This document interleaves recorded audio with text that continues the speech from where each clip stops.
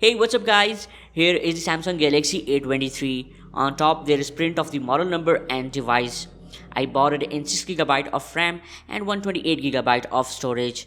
The box is quite thick, that means Samsung didn't ditch the power brick from the Galaxy A23, which is good news for the Samsung fans.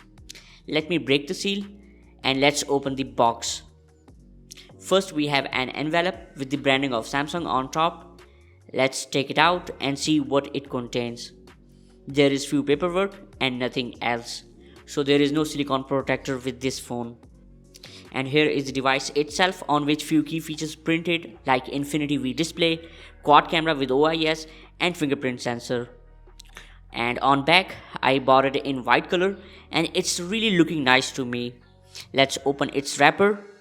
The back design is not new although, but it's similar to the last year's Galaxy A52 and the A72, and I saw it on the Galaxy A23 this year.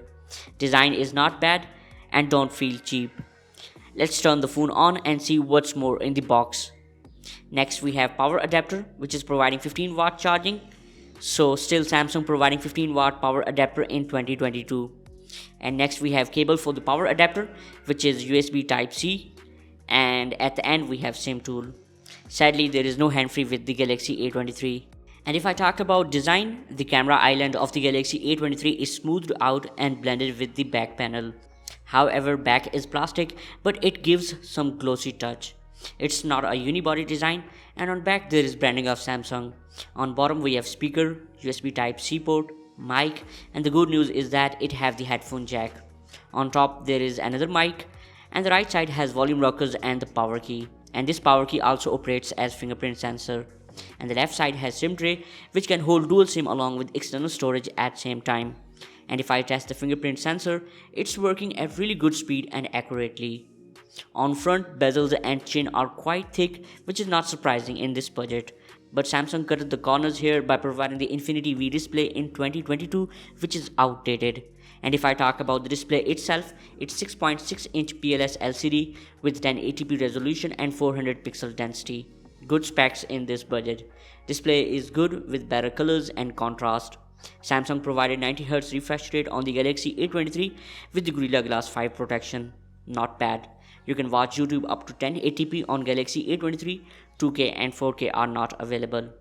The Galaxy A23 relies on the Snapdragon 680 chipset, which is built on the 6nm process with 4 or 6 or 8 gigs of RAM.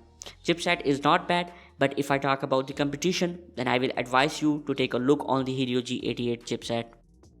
And you will be pleased to know that the Galaxy A23 runs on the Android 12 with One UI 4.1 on top. Not bad in this price tag. There is little bit more integration of the Google with One UI at this time, like you will see 2 message apps on the Galaxy A23, one from the Google and other from Samsung. The Galaxy A23 has quad camera on back with 50MP wide, 5MP ultra wide, and the 2 modules of 2MP macro and depth. And the selfie camera is 5MP. There is 5000 mAh battery with the Galaxy A23, but Samsung provided 15 watt charging for a 5000 mAh battery, so it will take good time to charge. So this was the quick unboxing and the first impressions of the Samsung Galaxy A23. If you found this video helpful, then please like it and subscribe to my channel. See you in next video. Take care. Peace for all.